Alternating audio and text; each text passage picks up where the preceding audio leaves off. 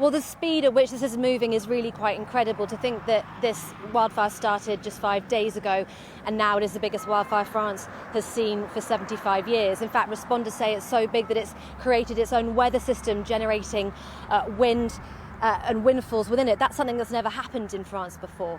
It's unpredictable, it's erratic, and as you say, it's getting ever closer to the outskirts of Bordeaux. And in the next 36 hours, the wind, which is already quite strong, is going to change direction and another heat wave will land. So that's obviously a huge worry. France's government has described the situation as unprecedented, and of course it's not just France, as you say. Spain and Italy have also been hit by wildfires. This is the reality of summer in Europe. It's the fastest heating continent on Earth, driven for the most part by fossil fuel pollution. Here's what we saw today. The flames raged through the night and into a fifth day west of Bordeaux, leaving a trail of destruction behind them. The town of Le Porge, north of the popular holiday spot Cap Ferret, now resembles a wasteland, while farmers further south scramble to chop down woodland near crops and to cover their fields in water. Hundreds of cars are now driving slowly south out of Bordeaux. They've been told to evacuate because the fire is 15 kilometres away now from the outer reaches of the city. And here you can see ash in the air and you can see smoke too in the distance. C'est fermé. That road's closed, so I went to another. They'd close that one too. They're closing them one by one. Et ça fait mal au cœur pour les gens qui... My heart breaks for people here who've lost their homes, lost everything. Autour d'eux, il n'y a plus rien, quoi. Pas trop loin d'ici. It's a catastrophe. Une catastrophe. We were told to evacuate yesterday, and now we've come back to grab our things, fill up the tanks and go. I work in a warehouse in Cestas that is not far from the fires.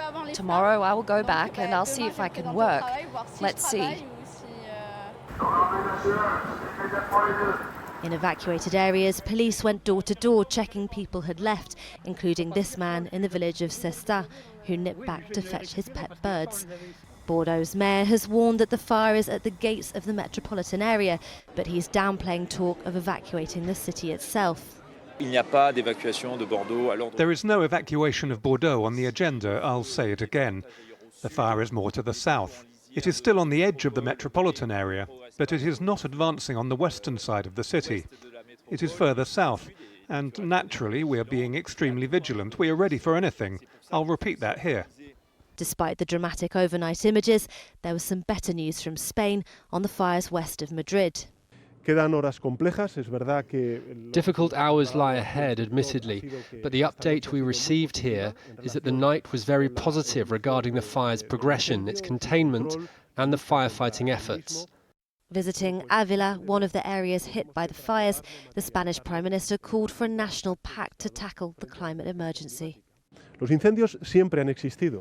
Wildfires have always existed, but the scale of the fires, the way they behave, these extremely adverse and extreme weather conditions where we go from a storm to a major wildfire or heavy snowfall in a very short space of time, all confirm what science has been telling us for a very long time.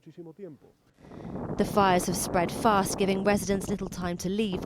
Watch how quickly these flames travelled, reaching this house in Navas del Rey near Madrid in just 8 minutes. Rocio is from a neighbouring village.